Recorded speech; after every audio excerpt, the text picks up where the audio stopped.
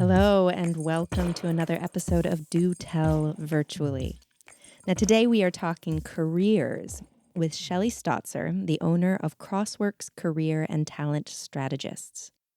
We reached out to talk to Shelly about how the landscape of career search, and in particular, interviews, are changing in this new virtual landscape. As you'll hear in our conversation, even now during COVID, she believes that every employee at any level can and should do work that both moves the business forward and provides personal fulfillment. Here's a little bit about her. Shelly has over 20 years of executive leadership and coaching experiences across a variety of industries. A couple of highlights are she headed up the residential solar division at IGS, and she was the chief operating officer at Highlights for Children. Her expertise across business disciplines gives her a deep knowledge of the working world and a unique perspective that's rare among career coaches. Shelly also really knows assessments. She has hands-on experience with Myers-Briggs, StrengthsFinders, 16PF, Hogan, DISC. But I actually know Shelly from our shared love of the Berkman method and the way you can use it as a perception tool to discover behaviors and underlying needs. Shelly volunteers her time with Leadership Ohio, Make-A-Wish, and local food pantries. She's a proud parent of 2 teenage daughters and 2 fur children, and she can often be found kayaking or paddleboarding with her husband, Joe. Please welcome to the podcast, Shelly Stotzer.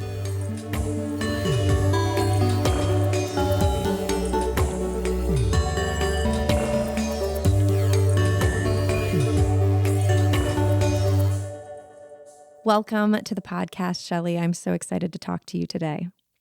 Thank you for having me, Acacia. So, this podcast is all about transitioning things virtually. And a big thing that many people have to do right now is search for a new career or search for a job right now.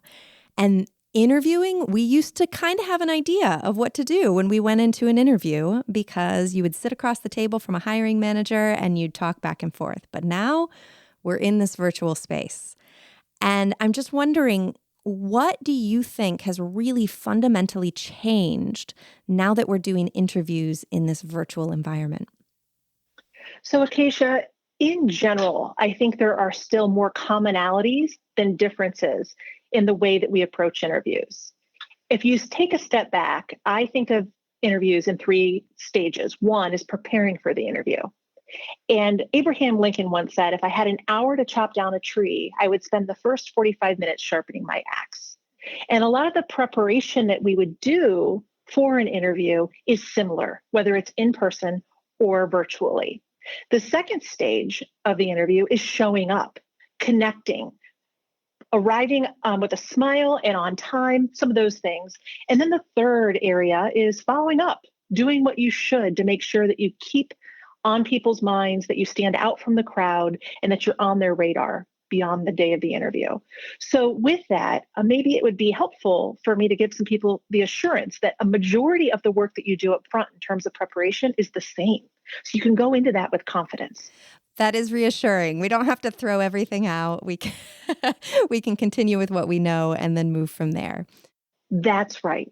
Now, I'm not saying everything is the same. Most people would still prefer an in-person interview because it allows you to use your personality. It allows you to look around the room, read the other person. And when we talk about the differences, we're going to spend some time on that. How do you do that virtually? Yeah, well, then let's dive in. Okay, so we know the fundamentals are going to be the same. That's Yes. really important to know. Still prepare for the interview as you always have. What are some of the maybe new things that you might want to prepare now that you know that your interview is not going to be across the table from someone, but it's going to be through a screen? The number one thing is the technology. Becoming familiar with the technology. Each organization uses a different platform.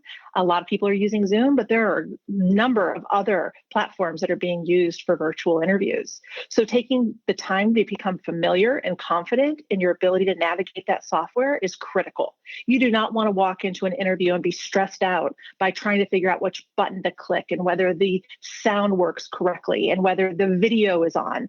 So it's really, really important that you take the time up front to test that software, get comfortable with how it works so that you can spend your energy on other things, including, as far as the technology, understanding the lighting, making sure that you can be seen well, that you're close to the screen, that your background reflects something that you're proud of rather than something that you would not want a hiring boss or hiring person to see. So all of that is important in terms of getting your surroundings and your technology right. And that is the number one thing I would say people really need to focus on.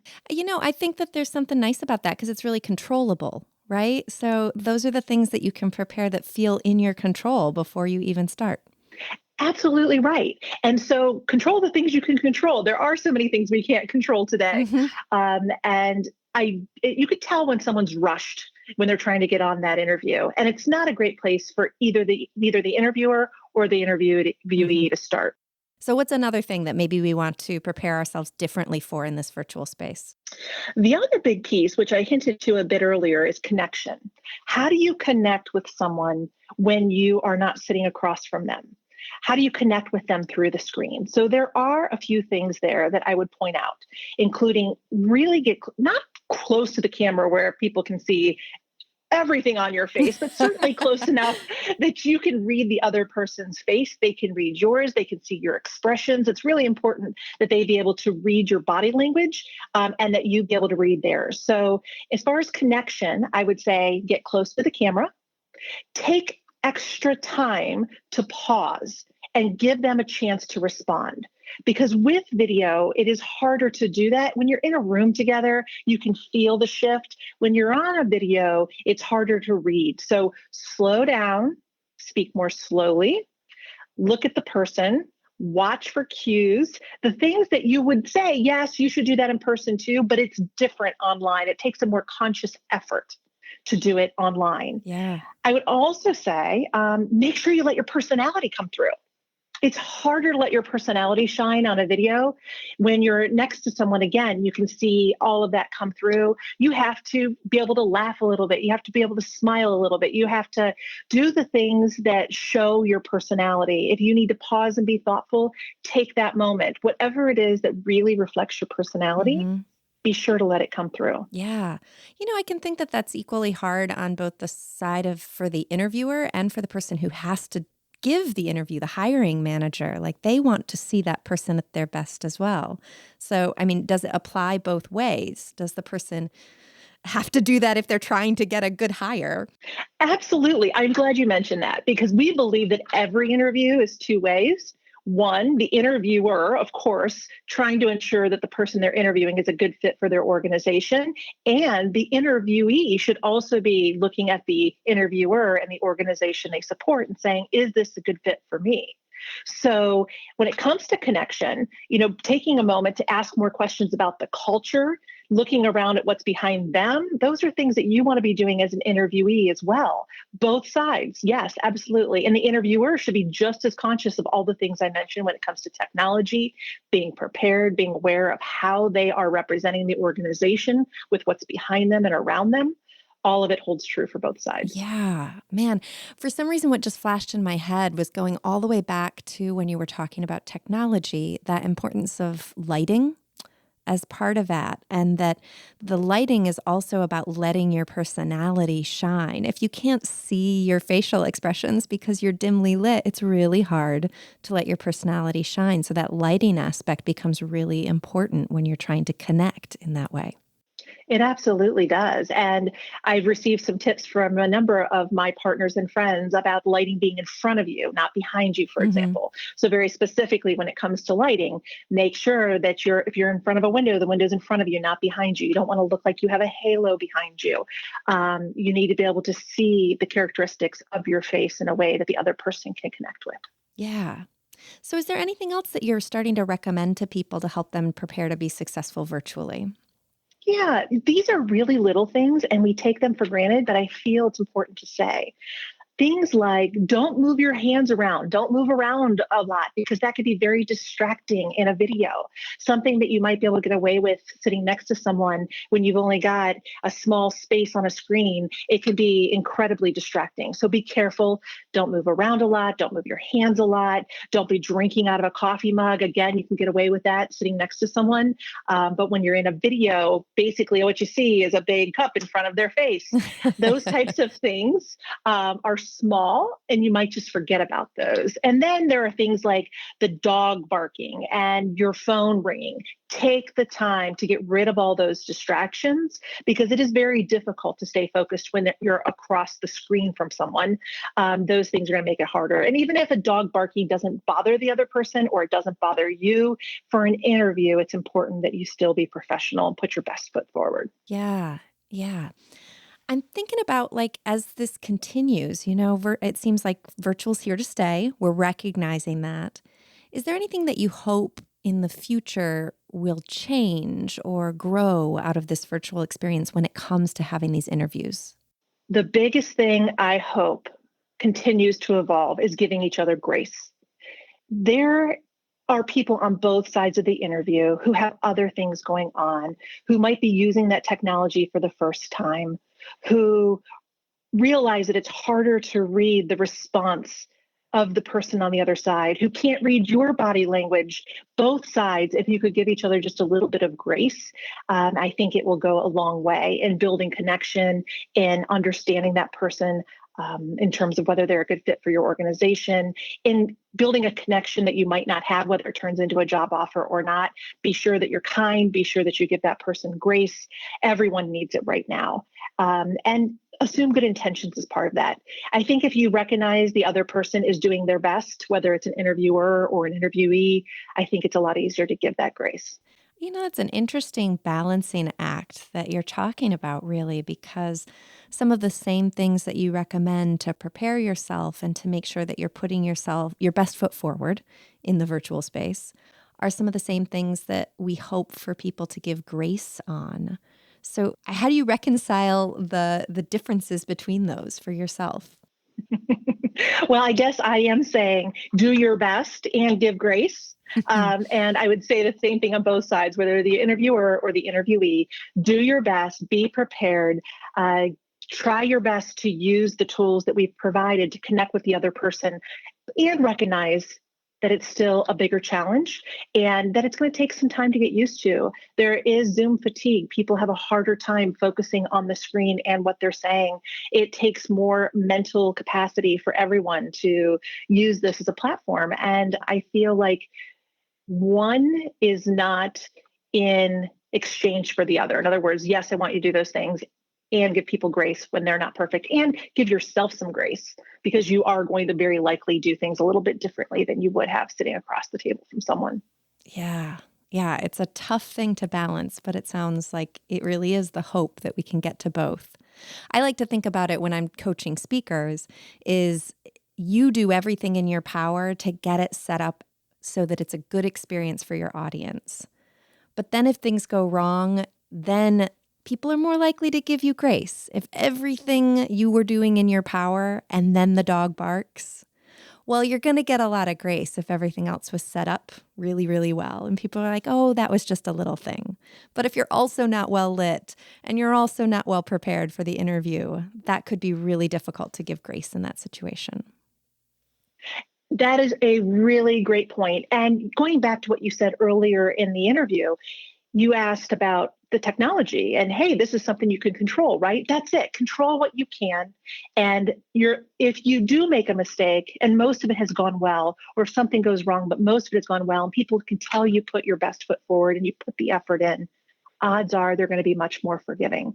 People usually want to connect with someone. People want to find someone who's a good fit for their organization. And as an interviewee, you just want to make sure that you've given them everything they can to put you in the column of let's make an offer. I have another line of questioning that we didn't talk about before this, but I do Yeah. I do want to ask you because I think it'll be important. You mentioned at the beginning really being prepared to know yourself so that you can answer these questions and so that you're also prepared to ask questions that are important to you. I think a lot of people, if they're listening to this and maybe are searching for a job or a new career right now, how do you begin that process? Like what advice would you give to even just begin that process for getting to know yourself a little bit better? So, the majority of our career work is focused on helping people gain clarity and focus to become comfortable with their authentic self. And that does take some time and it takes some work and it takes some courage. So, when I say know thyself, we do a number of things to help people prepare their thoughts. One is we have them do some self reflection. What are the accomplishments that you're most proud of? What are the key skill sets that you enjoy using, not just that you're good at, but you also enjoy? What are your values? What are your key strengths? What types of tasks garner your interest? What do you need out of your work environment? And we do use an assessment called Berkman to help us with some of those answers. A lot of it people know, but they have a hard time articulating. And sometimes an assessment or some of the tools we provide can help someone get it down on paper and give them the words to convey it. So it's all important. I would like to shift the way people think about their professional brand. And instead of saying, hey, here is my resume, what can I do? Or how do I prepare myself for a job? Instead, I say, who are you and what do you represent? And what types of jobs are a good fit for you? And when you do that, preparing for an interview is much more natural. And the questions that you might be asked, the answers to those questions are more authentic because you've already screened for that before you even walk into the interview. Yeah, if you're just going to get those natural fits a little bit more easily if you can articulate what you already know inside. And that is, for some people, that can be a time intensive process to learn that about themselves. I also love Berkman. We love the Berkman method at Articulation as well. And I had my Berkman assessment or method. I had the assessment done about 5 years ago and changed my career afterwards because I learned so much about myself and my values and the environment in which I would thrive. So I knew what to look for, which also made it a whole lot easier to talk about.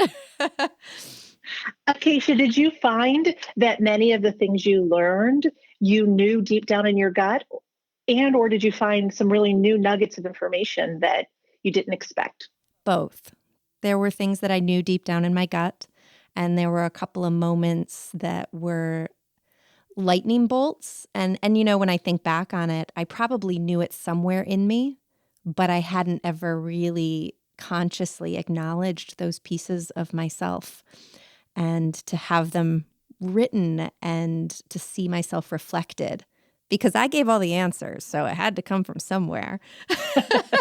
But to That's right. to see myself reflected back at me was there were a couple of lightning flash moments where I could understand where I had been struggling before in my career, and I could start to see a path forward.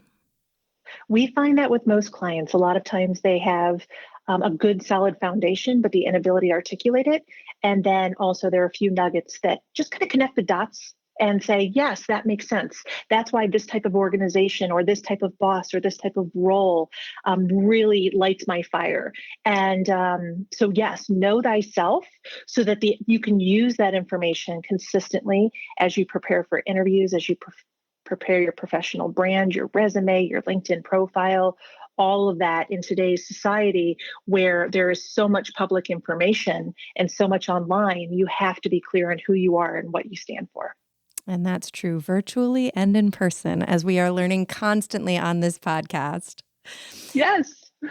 One thing I'm thinking about right now when I put myself in the mind of someone who is seeking a job or seeking a new career is a lot of people right now are scared. Yes. Very. And yeah, we're in a place where there's a lot of fear about being able to keep your job if you have one. And so maybe you're not going to be so into the career search right now. Or you've lost your job and there's a lot of desperation and fear when it comes to looking for that next job. Does that, for you, does that change how you approach the career exploration process? Or what do you do differently in that kind of environment? What we have found in general is that Let me share with you, half of our business comes from companies we support, executive coaching, outplacement, team building, all that type of stuff. The other half of our business comes from career work, individuals paying out of their pocket to get some type of career support. On the career side, our two key products are called career assessment, which allows that space for exploration and what's a good target for me, and what is my dream job, and let's go from there, like all of that deeper, thoughtful reflection before you dive into job search. The other key product that we have on the career side is called Job Search Strategies, which says, I know what I need to do. I know what job I want, or an example of the job I want. How do I make it happen? And what we're finding right now is that people are tired and they don't have the headspace or the runway or the time or the energy to do the deep exploration. I shouldn't say they don't. I would say fewer people do. So a lot more people are calling us for more of the practical side of our work. Help me write my resume. Help me prepare for an interview. Give me the strategies to find a job. Yes, I would love to find my ideal job right now. I just need to be focused on getting a job. So I have been more sensitive to people on the phone and asking the right questions and understanding where their heads are. And I always take the time to explain to them why it's important to find the job you really, really want and need based on your profile. But there are just practical aspects where we have to say, I get it. Right now, you need to find a job. And here are some more practical ways to do that. It's less expensive, it's faster. And sometimes that's all that they need. That's all they can take right now. So whether or not any of that makes sense for use, I don't know, but that's what we're hearing and that's what we're doing. Is there a danger there that it's harder to prepare for the interview and to really excel and show your passion in the interview when you either feel really desperate for the job because you need it financially, or you don't actually have a whole lot of love for the job you're applying for, but you need a job. So you're going to just apply to this and you got the interview, so you're going to do the interview. Are there any tips you would give to bring out the passion then? Mm-hmm. That is a fantastic question. And I would answer that in two ways. One is some people are just better at faking it. Some people can just turn on that shine and that charm and work their way through it. And for those who can do that, congratulations, big hand clap for you, and do that to the best of your ability to sell yourself. And there are other people who just can't bring themselves to do that. And in that case, I would suggest that you really focus in on those things you are excited about, the skills you get to use, the mission, the vision, the opportunity to make a difference, whatever it is that you can find to really focus on to get yourself excited, authentically excited about aspects of that job. That's what I would focus in on when you're in those interviews, because it's really hard to pretend like you're excited about something that you're not, at least for the majority of people. Yeah, I got this image of everyone with jazz hands who are really good at the faking it part of it. It's easy for some and not for others. Right. We often work on people's 6-word brand as part of our whether it's executive coaching or career coaching, we often work on the 6-word brand exercise. And you can really tell those people who have a hard time faking it. They use words like authentic, always, real. Like there are words that some people just cannot, push themselves through to say, I'm going to be someone I'm not, even if I know it's politically correct for me. Well, I think you gave great advice there, which is that if it's hard for you, you have to work hard then to find something you are authentically excited about and passionate about so that you can share that. Because as you said before, in the virtual environment, you really have to display that so that people can see it. Yes. Shelly, I want to thank you so much for spending time with me today so that we could talk about virtual interviews. I really appreciate all of your advice. Thank you for the opportunity, Acacia. Thank you so much for listening to the Do Tell Virtually podcast. We have a lot of others in our series if you're interested in how to become your best virtual self, whether you are a speaker, a leader, trainer, teacher, facilitator, or salesperson. You can also check us out at our website at www.articulationinc.com. That's the word articulation, inc.com. Thanks for tuning in and spending a little time with us. Until next time, have a great day.